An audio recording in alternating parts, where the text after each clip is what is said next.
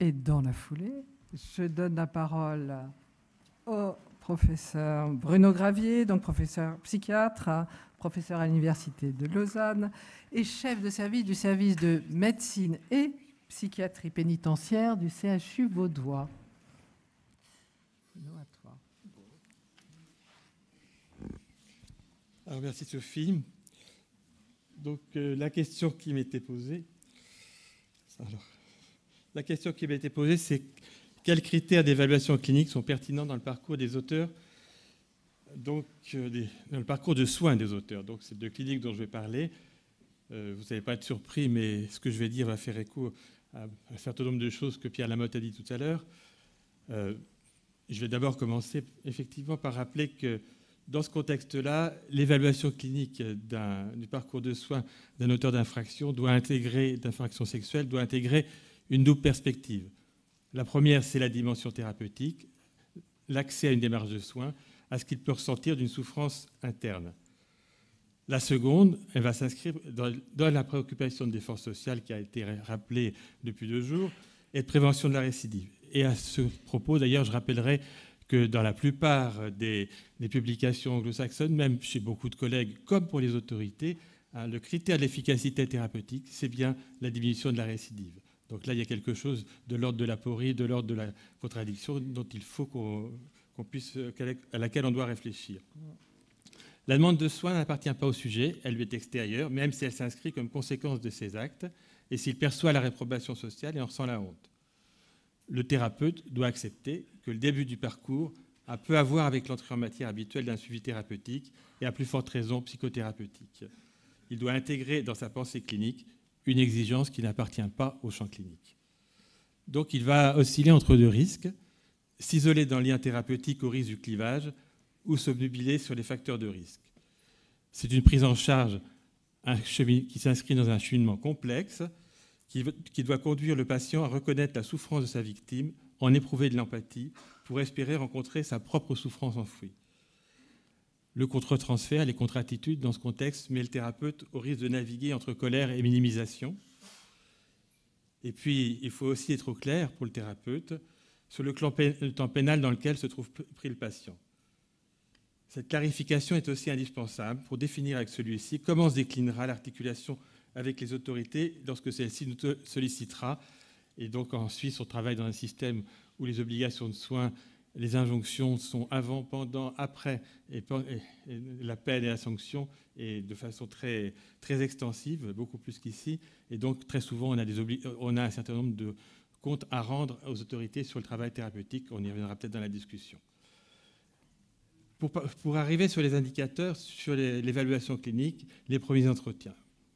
La recherche qui a été conduite par André Ciavaldini et Claude Vallier et Martine Girard-Cayat nous a appris à quel point l'entrée en matière pouvait être facilitée par l'existence d'un questionnaire. L'aménageur de la relation, ça reste quelque chose de très précieux. C'était une recherche tout à fait fondatrice et qui reste encore bien d'actualité. Ce questionnaire, on le sait, permettra d'explorer notamment la reconnaissance des actes, le potentiel du sujet à développer une capacité de mentalisation, c'est-à-dire une capacité à tolérer l'angoisse pulsionnelle et à lui donner une forme intégrable, digérable par la psyché. Bien sûr, on va procéder à une analyse diagnostique et psychopathologique rigoureuse qui permet de distinguer les sujets présentant une pathologie psychiatrique manifeste de ceux pour lesquels aucun diagnostic ne s'impose derrière l'acte d'agression.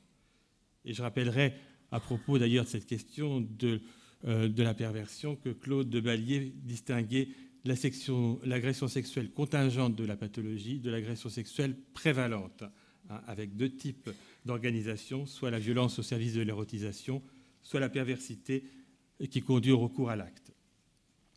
Il faudra aussi évaluer la place du scénario sexuel déviant, l'intensité de l'attirance sexuelle pathologique et les stratégies utilisées pour contenir, apaiser ou décharger l'excitation qui s'ensuit.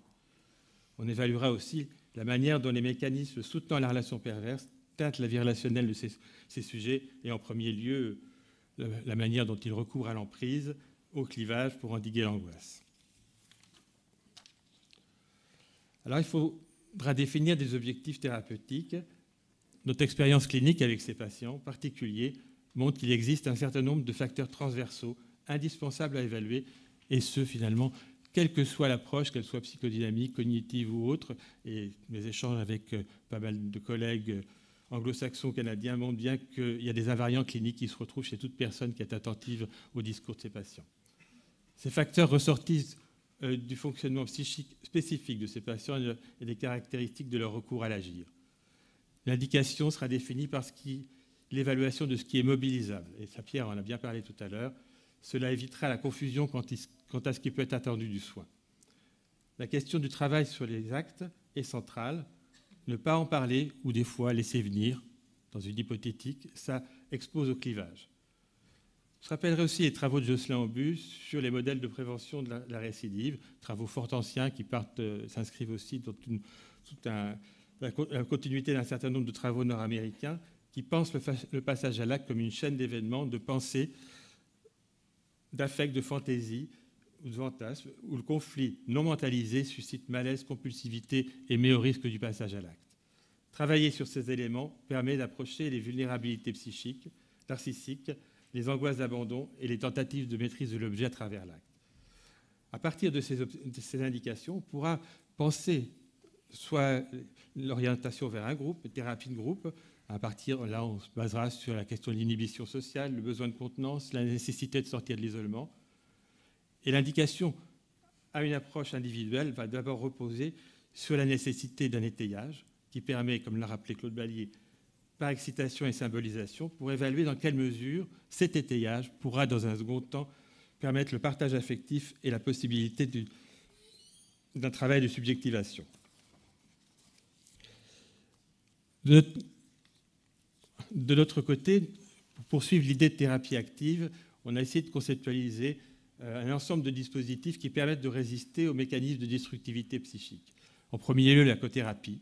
On se rappelle à quel point c'est important. C'est la conduite partagée d'un même processus thérapeutique qui permet de travailler la relation d'emprise et de vivre l'apaisement d'une interactivité vivante.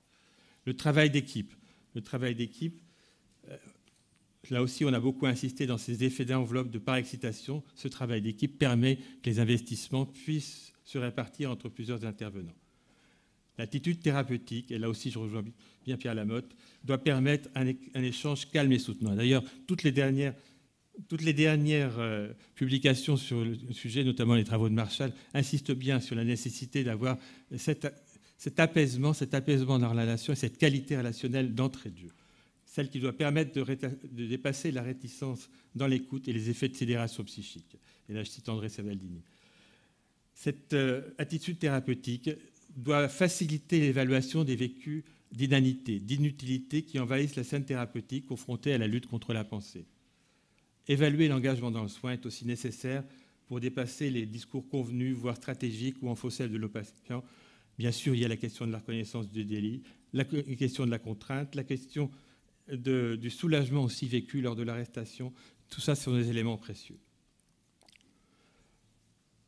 Pour faire face à l'absence ou à l'inadéquation de l'expression émotionnelle, à la discontinuité psychique et à une difficile mentalisation, c'est un défi constant pour le thérapeute. Nous avons essayé de travailler dans la poursuite, dans le prolongement du kick-pass, un entretien clinique qui permettrait la relance face à l'épuisement ou face à la vacuité thérapeutique, pour évaluer les liens précoces, la qualité du portage, ainsi qu'un certain nombre de vécus traumatiques ou sidérants. En reprenant les fonctions de la psychothérapie institutionnelle théorisée par Pierre de Lyon, nous avons décliné ce travail autour d'un questionnaire autour de 3 dimensions. La médiation de la relation, avec la fonction phorique, celle qui permet de recueillir les éléments bêta de Bion. La fonction sémaphorique, celle qui permet à l'appareil psychique des soignants de recueillir les signes de l'angoisse et de défense contre celle-ci. Et enfin, la fonction métaphorique qui permet la perlaboration et la prise de sens.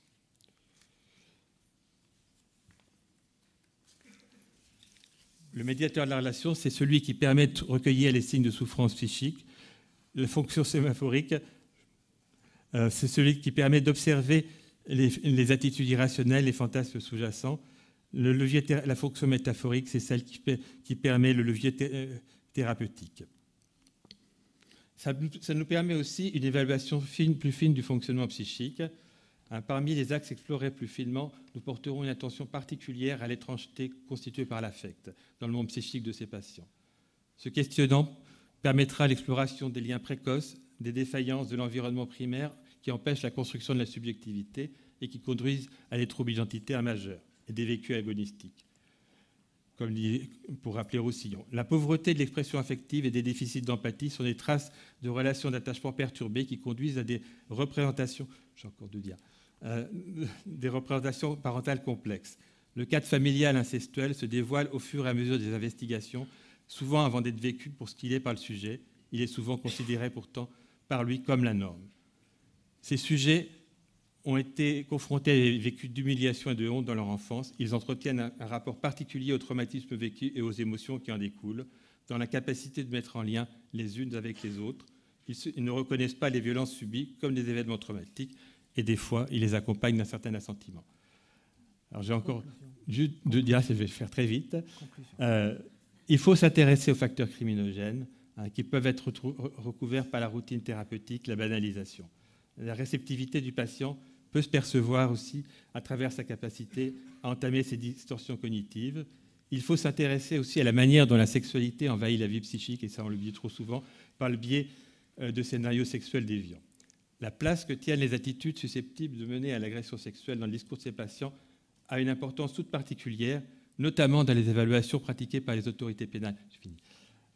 Mais des travaux récents indiquent que le manque d'empathie ou le déni des intérêts sexuels déviants n'auraient pas de lien de causalité directe avec la réitération, et pourtant ne pas les aborder ne peuvent cependant constituer un obstacle majeur à l'engagement thérapeutique. Et je terminerai pour rappeler que le parcours thérapeutique varie en fonction des temps pénaux. Merci. Et juste par une citation de Claude Ballier, chaque thérapeute et l'infirmier au même titre que l'analyste se propose à ces sujets comme un objet externe susceptible d'être investi comme objet d'étayage. C'est la base du travail thérapeutique. Merci. Allez, je vais demander au docteur François Arnaud d'enchaîner. Donc François Arnaud est psychiatre des hôpitaux, médecin coordonnateur et ancien chef de service du service de soins psychiatriques ambulatoires aux détenus au centre hospitalier de Montperrin. À vous. Juste un mot pour remercier le comité d'organisation de m'avoir permis de me confronter à cette question. Alors, on va revenir à des propos qui sont beaucoup plus généraux, beaucoup moins cliniques. Et la première observation qu'on peut faire, c'est que notre collègue Bruno Gravier, qui vient de parler avec beaucoup d'art de la clinique, est chef de service de médecine et de psychiatrie pénitentiaire en Suisse. Et on sait qu'en France, il n'y a plus de médecine pénitentiaire ou de psychiatrie pénitentiaire depuis 1994. Donc, les propos que je vais tenir sont des propos plus généraux sur la question de la politique des métiers, de la place de chacun dans nos rôles et dans nos fonctions respectives. Donc, juste un mot sur les liens d'intérêt. Les liens d'intérêt, on a des liens d'intérêt économiques. Je n'ai pu les avoir avec les laboratoires Indivior, avec le laboratoire Lundbeck, etc.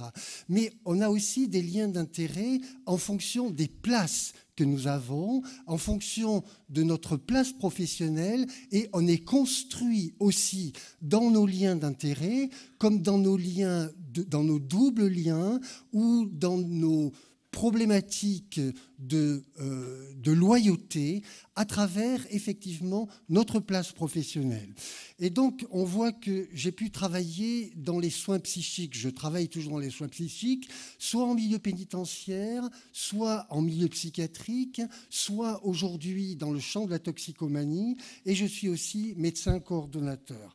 Ce qui est important, c'est qu'on puisse voir que partout où nous sommes, la question qui se pose aujourd'hui et qui nous est posée dans le cadre de cette audition publique, c'est la question de l'articulation entre la santé et la justice. Quelles sont les missions respectives? Depuis hier, on se pose effectivement ces questions.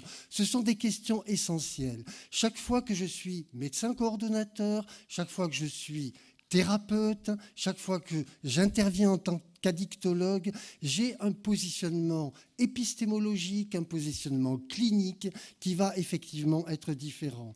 Quelles sont les missions de la santé et la justice? Elles sont extrêmement différentes. Quels sont les échanges que nous pouvons avoir? Quels sont nos besoins de savoir? Quelles attentes avons-nous? Quelles attentes la justice de la santé de la justice? Quelles informations allons-nous partager, plutôt que, et quelles relations d'articulation, quelles relations de pouvoir, je crois que c'est quelque chose qui doit être dit aussi, existe-t-il entre le ministère de la Justice et sa déclinaison au niveau de l'administration pénitentiaire et le ministère de la Santé. C'est donc une question des identités professionnelles au risque du clivage. Notre collègue Gravier a beaucoup parlé des risques de clivage, mais je pense qu'il y a aussi un risque de paresse par rapport à cette question de la différenciation qui est souvent éludée, qui est souvent chuntée, du fait d'arguments intellectuels ou de manœuvres diverses par rapport au dogme de la pluridisciplinarité, au dogme du partenariat, au dogme de la collaboration effective et efficace, dans lesquels chaque partenaire essaye d'avoir un langage commun. C'est ce qui nous a amené à la question du secret partagé, qu'effectivement nous ne pouvons que contester. Alors, les acteurs, on a vu depuis hier, on a pris pour modèle paradigmatique d'une certaine manière la loi de 98. Et la loi de 98, c'est une loi extraordinaire qui articule un jeu subtil entre des acteurs qui ont tous une culture professionnelle différente. La logique judiciaire du JAP, la fonction pénitentiaire, le rôle expertal, soit expertise psychologique, soit expertise psychiatrique, la mission de coordination, la dynamique du soin, etc. C'est donc un dispositif qui a pour objet d'être coordonné, mais coordonné pour des objectifs qui sont si différents. D'un côté, l'exécution de la peine, la prévention de la récidive, l'évaluation de la dangerosité. J'étais ravi d'apprendre hier après-midi que nous n'avions plus à nous préoccuper de l'évaluation de la dangerosité. Et d'un autre côté, la question de l'inscription dans un soin psychique subjectif, dans un travail sur, non pas la prévention de la récidive, mais la prévention de la répétition comme mécanisme psychopathologique. C'est là-dessus que le soignant va pouvoir travailler avec le patient et le repérage des situations à risque. Les acteurs. En illustration, je me suis intéressé à divers rapports qui ont été rendus publics, notamment en 2012, sur les difficultés de collaboration entre les CPIP et les magistrats. Il a été évoqué hier la difficulté de collaboration entre les médecins. C'est évident qu'entre les médecins somaticiens, entre les médecins psychiatres, entre les médecins psychiatres eux-mêmes, il y a des difficultés, des différences d'approche, il y a des difficultés de coordination, mais pourtant le véritable partenariat, il est bien là dans le même champ professionnel. Quand on regarde donc les différents rapports qui rendent compte des écueils de communication entre magistrats et CPIP, j'ai simplement noté les têtes de chapitre, dialogue difficile, malaise dans la profession, charge de travail inadaptée, marge de manœuvre étroite, rôle limité, moyens insuffisants, crise de méthode, crise d'identité, relations difficiles qui peuvent conduire à des anomalies dans le suivi des personnes. Donc, le médecin coordonnateur, le psychiatre expert vont être pris dans cette opposition entre, d'un côté, cette exigence de transparence et de notre côté, cette nécessité de conserver une opacité, je le dis, de conserver quelque chose qui va appartenir à l'intime du sujet et qui va, dans une dynamique de soins, s'exprimer comme la question du secret médical.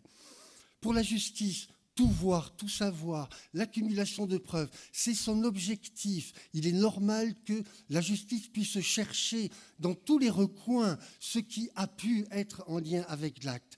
Pour la santé, ce travail laborieux, ce travail lent, ce travail de relation, de contenance, ça a été dit encore ce matin, juste avant moi, ce travail de protection de la nudité psychique, ce nécessaire passage de l'acte à la personne, une approche diachronique qui tient compte de toute l'histoire et l'historicité du sujet, ce soin, un travail avec l'intime qui doit inclure la question du fantasme, la question du rêve, la question de l'irrationnel.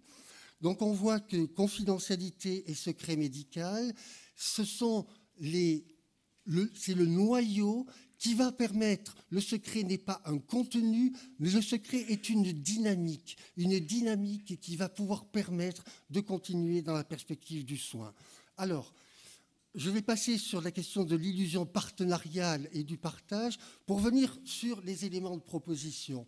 Les éléments de proposition, c'est qu'on s'accorde à dire qu'il y a il est nécessaire d'intégrer la pluralité. Il est nécessaire de pouvoir travailler avec des perspectives qui semblent comme ça inconciliables. Il est nécessaire d'encourager la pluralité, de penser la diversité. Madame Moulin, hier, avait intitulé une diapositive « Penser différemment ». Je pense que la question de la complexité de notre travail nous oblige effectivement à penser différemment.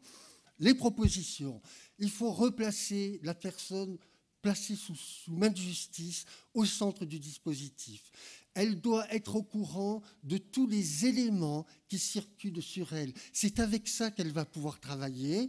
Donc, important qu'elle ait accès à son dossier pénal, comme les médecins, comme les patients doivent avoir accès au dossier médical. Deuxièmement, renforcer le rôle du médecin coordonnateur. Il est clair que le médecin coordonnateur doit se positionner, doit s'engager. Et il n'est pas question que le médecin coordonnateur ne soit pas accessible comme les textes le prévoient. Il doit être accessible à tout moment par le médecin traitant ou par le juge de l'application des peines.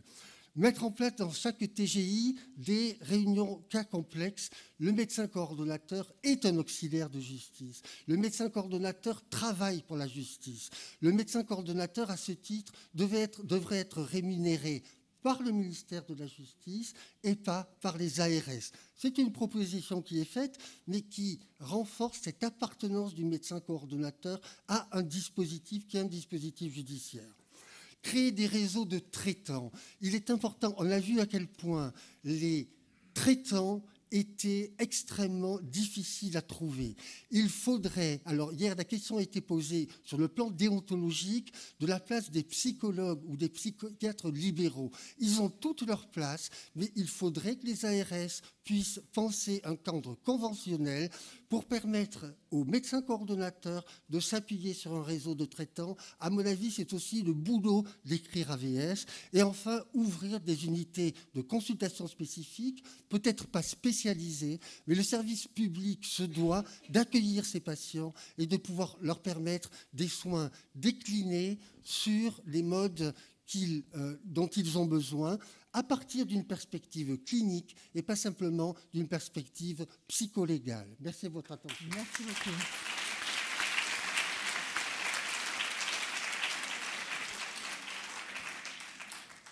Merci. Merci. Suite à ces deux interventions, nous avons à nouveau un temps de débat avec le public. Tout d'abord, on donne la parole à la commission d'audition. Est-ce que les membres de la commission d'audition ont des questions sur ces critères d'évaluation? Non. Parmi peut en venir, parmi les experts. Pardon. Oui. Oui, on la laissera, pardon. Oui, peut-être une question plus générale à l'ensemble des experts sur la question de l'évaluation, puisqu'on avance rapidement et on arrive sur des situations de plus en plus précises. On a beaucoup évoqué les critères qui permettaient de proposer une injonction de soins. Mais la loi prévoit un suivi socio-judiciaire et la possibilité d'une injonction de soins dans les questions qui sont posées notamment aux experts en pré-sententiel, mais même au-delà. Y a-t-il des pistes en termes de critères d'évaluation permettant de proposer une mesure ou l'autre, ou les deux?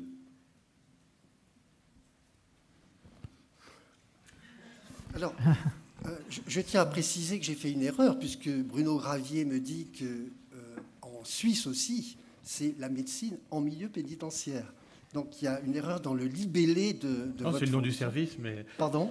C'est le nom du service, mais les Suisses s'encombrent moins de subtilité sémantique que les Français. Ce n'est pas une subtilité sémantique, c'est un positionnement politique, j'y tiens, qui a énormément de conséquences. Donc, je crois que par rapport à l'injonction de soins et au suivi socio-judiciaire, l'injection de soins, ouais.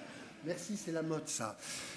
L'idée, c'est que moi, je suis ravi d'entendre qu'il y a ce découplage et qu'effectivement, le suivi socio-judiciaire appartient à ce qui relève du judiciaire. Le suivi socio-judiciaire appartient à cette temporalité, appartient à cette appartenance du sujet aux actes qu'il a commis et à toute la logique pénale et à toute la logique judiciaire. L'injonction de soins, elle appartient effectivement au champ thérapeutique et il est important de maintenir les deux de façon séparée, non pas clivée, mais séparée, que chacun des acteurs du judiciaire ou de la santé puisse aller le plus loin possible dans ses prérogatives, tout en les articulant, c'est le sujet qui doit les articuler, avec, je veux dire, la thérapeutique et le soin. Tout à l'heure, j'aurais pu conclure en disant que finalement, la justice pouvait être au service du soin. Je crois qu'on va un peu plus loin que ce que Sophie Baron-Laforêt peut exprimer, que la justice soit convoquée, que le soin soit convoqué par la justice. Il me semble qu'effectivement, toute situation pénale, tout passage à l'acte peut être l'occasion d'une dynamique de soins. Il y a de nombreuses questions. Est-ce qu'il y a encore des questions de la commission d'audition? Oui, Samuel Lemitre.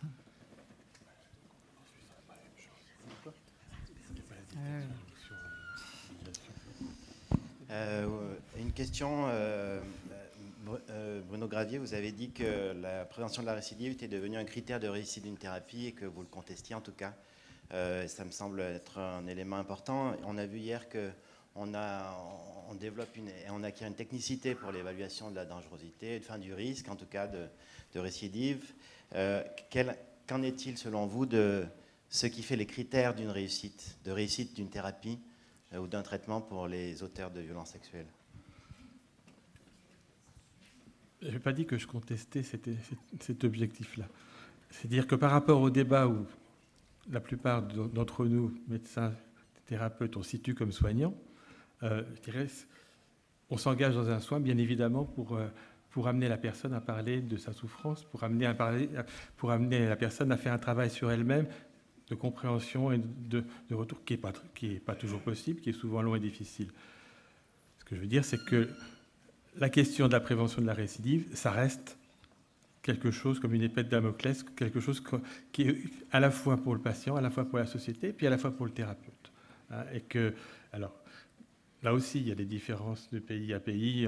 Je n'allais pas répondre à la question sur l'injonction de soins ou l'obligation de soins parce qu'il n'y a pas cette différence-là. Il y a des mesures qui sont beaucoup plus lourdes en Suisse en termes de suivi thérapeutique, d'obligations faites aux médecins.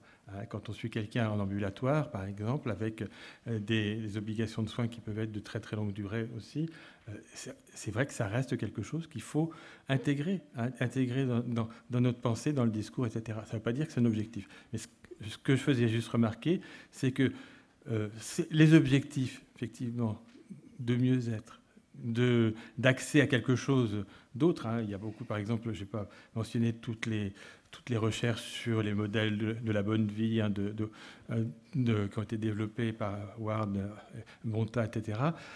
C'est-à-dire que on a beaucoup de mal à nous figurer ce que peut être un objectif thérapeutique en dehors de cette exigence qui nous est faite de travailler sur la récidive. Et c'est ça toute la complexité. Merci. Il y a des questions alors des experts. Pierre Rouvière, donc juge de l'application des peines. En réalité, ce n'est pas une question, c'est plutôt un complément de réponse à la question précédente sur le découplage du suivi socio-judiciaire et de l'injonction de soins, et sur peut-être une confusion qui est entretenue dans les textes entre deux questions qui vont être posées à l'expert. C'est se prononcer sur l'opportunité d'une injonction de soins, et c'est vrai que quand on pose la question en présententiel, l'expert doit se prononcer sur l'opportunité d'une injonction de soins. Mais au moment où on prononce le suivi socio-judiciaire, les textes ne sont pas rédigés exactement de la même manière. Et l'évolution législative qui a été rappelée, et notamment par cette loi de 2007 entrée en vigueur en mars 2008, donc il y a maintenant plus de 10 ans, c'est que l'injonction de soins est de droit, sauf décision contraire, non pas dès lors que l'expert a estimé qu'elle était opportune, mais dès lors qu'il ressort de l'expertise la possibilité d'un traitement. Et en réalité, je pense que l'expert est pieds et poings liés et qu'il ne peut pas à la fois dire il y a un besoin de soins, mais ça pourrait s'inscrire dans une obligation de soins. Dès lors qu'il dit il y a un besoin de soins, ou plus exactement, dès lors qu'il dit il y a la possibilité d'un traitement, l'injonction de soins est de droit. Et comment aller contre ? Comment aller contre quand un médecin vous dit il y a la possibilité d'un traitement et que la loi vous dit dans ce cas-là c'est l'injonction de soins? Comment motiver autrement? C'est compliqué. Merci. Et j'ajoute même que parfois on a un médecin qui nous dit des soins ne sont pas opportuns, et il m'est arrivé de voir, pas dans un suivi socio-judiciaire, mais dans des mesures de sûreté, une surveillance judiciaire, donc l'injonction de soins n'est pas possible, mais on va mettre une obligation de soins. Parce qu'il est très difficile de s'extraire de cette idée-là qu'il faut quand même tenter des soins. Voilà, c'était simplement ce complément-là. Merci. On va essayer de prendre quelques questions. Questions d'experts. Dominique Straub. Dominique Straub, oui. Et puis, mais c'est vrai que juste par rapport à ce qui était dit, ça échappe à l'expert, ça échappe au médecin. Et je crois que ça, c'est dans toutes les législations, à partir du moment où un médecin dit il peut y avoir un travail thérapeutique, le privilège du juge, sa liberté, c'est de pouvoir ordonner un traitement obligatoire, même si on lui dit que le traitement obligatoire va être vécu dans une contrainte, dans quelque chose qui va peut-être faire obstacle au travail thérapeutique lui-même. Mais c'est vrai qu'il suffit de dire qu'il y a une possibilité, et puis les juges, je veux dire, que ce soit en Allemagne, en Suisse ou en Hollande, ils vont prononcer l'obligation de soins. Merci. Oui, Dominique Straub, CRIAFS Rhône-Alpes. Ma question, elle porte sur l'injonction de soins, parce que dans l'injonction de soins, je crois qu'il y a vraiment deux volets. Il y a sa portée en tant que contenant et son contenu. Et je pense qu'il faudrait effectivement qu'on dissocie les deux, parce que l'injonction de soins a, comme nous l'a bien expliqué André Ciavaldini, une fonction de cadre intercontenant, est un des éléments des cadres intercontenants, et la constitution du contenant qui permet ensuite de travailler sur la contenance psychique a déjà une première fonction en tant que telle. Donc cette fonction contenant, effectivement la durée de l'injonction de soins, a déjà cette première fonction, et l'élément contenant ne va fonctionner effectivement que s'il y a un dialogue entre tous les acteurs du soin, comme je pense qu'il nous en parlera tout à l'heure dans sa contribution. Le deuxième élément, c'est le contenu. Et le contenu, eh bien, est-ce qu'on n'a pas intérêt à se référer aux évolutions actuelles qu'on a en psychiatrie, c'est-à-dire qu'on parle en psychiatrie de temps aigu, de temps de rémission et de rétablissement. Or, l'injonction de soins, elle couvre tout ça. Et on le fait de la même manière. Et notre désespérance, et la question que je voulais poser à Pierre Lamotte, que j'ai trouvé très optimiste dans son rapport, en disant on peut arrêter les injonctions de soins quand on veut, il n'y a pas toujours besoin d'expertise. L'expérience, en tout cas la mienne en tant que médecin coordonnateur, c'est très difficile de faire arrêter une injonction de soins qui désespère effectivement tout le monde. Donc... Désolé, il faut des questions courtes, même si les partages d'expérience sont importants. Moi, je voudrais quand même dire que ce qui m'inquiète, c'est quand il y a des choses qui échappent à l'expert, qui échappent au magistrat. Je trouve qu'on ne peut pas se satisfaire de ça. Et deuxièmement, le médecin coordonnateur doit signifier au juge d'application des peines l'inutilité de la poursuite de la mesure. Je crois que c'est extrêmement important, ça a été dit ce matin. Il faut qu'on s'engage et que, effectivement, à travers des réunions, des entretiens, etc., le médecin coordonnateur a, d'une certaine manière, il a une fonction de filtre pour protéger le soignant, mais il a une fonction pédagogique vis-à-vis de la justice aussi. Si on accepte ce terme de pédagogie, il doit faire de la pédagogie par rapport à la culture du soin auprès des magistrats. Je crois qu'il doit être entendu. Il y a des questions de la commission d'audition, je vois. Oui, Dominique Frémy. Oui, je repose ma question concernant les mineurs. je suis médecin coordonnateur, mais je suis également des mineurs auteurs de violences sexuelles. Et quand on arrive à la majorité, se pose la question pour certains d'entre eux de passer d'une obligation de soins, voire même certains ont été d'emblée condamnés au moment de la minorité à une injonction de soins. Et ce passage entre les deux n'est pas simple parce que le dispositif, comme je le disais tout à l'heure, n'est pas le même pour les mineurs où il n'y a pas de médecin coordonnateur que pour les adultes. Est-ce que vous avez un avis à ce sujet-là ? On manque de juges des enfants dans le public et parmi les experts pour préciser l'équivalent du dispositif et comment on travaille quand il s'agit de mineurs auteurs de violences sexuelles. Enfin, en tout cas, en Suisse, une fois que la condamnation et l'astreinte prononcée par le président du tribunal des mineurs cesse du fait de la majorité, du fait de l'extinction, il n'y a pas de passage vers la justice des majeurs. C'est-à-dire que donc ça reste sur une base volontaire. Oui, alors qu'en France, alors qu'effectivement, oui, elle se poursuit à la majorité. Elle se pose la question de savoir si elle doit toujours être assurée par les thérapeutes, les pédopsies, ou si on considère que l'enfance est terminée, que dans notre pratique, on a une consultation dédiée aux adolescents, et puis le suivi se poursuit avec les mêmes thérapeutes jusqu'à 21, 22, 23 ans même, si possible, et avec l'assentiment du tribunal des mineurs, mais c'est toujours la justice des mineurs qui suit le dossier. Merci. On revient au public. Qui ? Il y a une question ? Oui ? Vous voulez poser une question ? Le micro arrive. Merci. Joséphine Truffaut. C'est une question qui va relier différentes choses qui ont été dites sur le fait que ça serait toujours une prise de risque pour le juge d'application des peines de lever une mesure d'injonction de soins. Là, on vient de dire que l'expert avait pieds et poings liés. Monsieur Arnaud, vous venez de dire que c'était peut-être aussi le rôle du médecin coordonnateur à un moment de dénoncer l'inanité d'une mesure à partir d'un certain moment. Bon, la question qui viendrait, ça serait, mais qui, à ce moment-là, va à un moment élever la voix ? Est-ce qu'il faudrait imaginer que ça puisse être une décision conjointe du JAP, du médecin coordonnateur, du médecin traitant, avec l'avis du SPIP, puisqu'on est dans un moment où on sent que personne seul ne peut prendre cette responsabilité-là. Je ne peux pas parler pour le système français, mais... Comment faites-vous en Suisse ? Le problème, c'est que je crois qu'il faut être clair. Les mesures thérapeutiques, quelles qu'elles soient, elles ne sont pas utilisées à des fins thérapeutiques.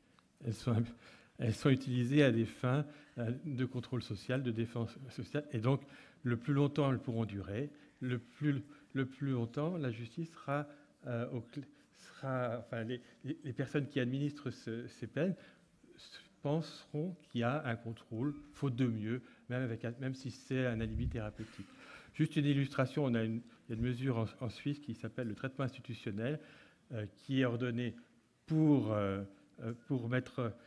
prévenir la réitération dans la mesure où le passage à l'acte a été guidé par des raisons pathologiques, par des motifs pathologiques. Donc cette mesure, elle peut se durer, théoriquement, elle ne peut pas excéder 5 ans, mais en fait, elle peut être renouvelée d'année en année pendant très très longtemps.